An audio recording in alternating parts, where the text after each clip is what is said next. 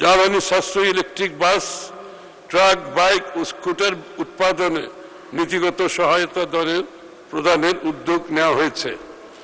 বেসরকারি খাতে ঋণ প্রবাহ সহজীকরণে বাংলাদেশ ব্যাংক ৬০,০০০ কোটি টাকার স্টিমুলাস প্যাকেজ 2026 ঘোষণা করেছে, যার মধ্যে ৪১,০০০ কোটি টাকা রিফাইন্যান্সিং তহবিল, ১৯,০০০ কোটি টাকা বাংলাদেশ ব্যাংকের নিজস্ব তহবিল। এই তহবিলের আওতায় ৫টি প্যাকেজ নিম্নরূপ: বন্ধ কলকারখানা চালুকরণ ও সেবা খাতের জন্য ২০,০০০ কোটি টাকা, কৃষি ও গ্রামীণ অর্থনৈতিক কর্মকাণ্ডে ১০,০০০ কোটি টাকা, সিএমএসএমই খাতে ৫,০০০ কোটি টাকা, রপ্তানি বহুমুখীকরণে ৩,০০০ কোটি টাকা এবং উত্তরবঙ্গের সংসদ সদস্যদের জন্য সুখবর, উত্তরবঙ্গকে কৃষি হাব হিসাবে গড়ে তুলতে ৩,০০০ কোটি টাকা।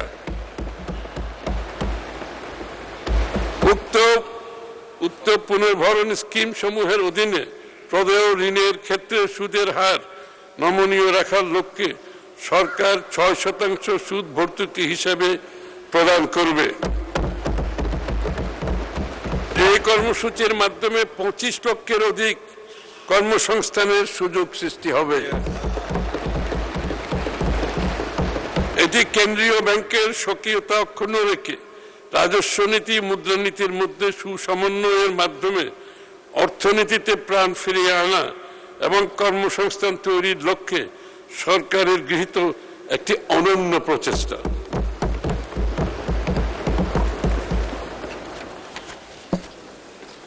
এসএমই খাতের বিকাশে এই সেক্টরে পুনরুত্থায়ন স্কিমের আওতায় সরকারি সংস্থা যেমন ইটকল, বিআইএফএফএল, এসএমই ফাউন্ডেশনের মাধ্যমে সহজ শর্তে ঋণ বিতরণের জন্য ২০২৬-২৭ অর্থবছরে ২,০০০ কোটি টাকা বরাদ্দ প্রস্তাব করছি।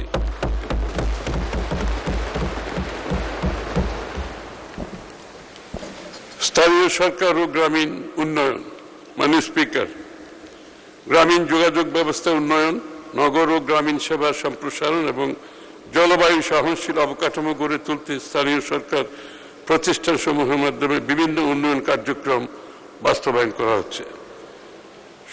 এ লক্ষ্যে গৃহীত পদক্ষেপগুলো হল: সুপেয় পানি, শতভাগ স্যানিটেশন, ড্রেনেজ, আধুনিক বর্জ্য ব্যবস্থাপনা কার্যক্রম সম্প্রসারণ, গ্রামীণ সড়ক, সেতু, কালভার্ট নির্মাণ ও রক্ষণাবেক্ষণ কার্যক্রম জোরদার করুন, সড়ক, সেতু, গ্রোথ সেন্টার, সাইক্লোন সেন্টার নির্মাণের মাধ্যমে যোগাযোগ ব্যবস্থা ও দুর্যোগ সহনশীলতা বৃদ্ধি করা, জলবায়ু সহনশীল অবকাঠামো নির্মাণ ও ভূ উপরিস্থ পানি ব্যবহার বৃদ্ধি করা, এটা একটা খুবই গুরুত্বপূর্ণ বিষয়।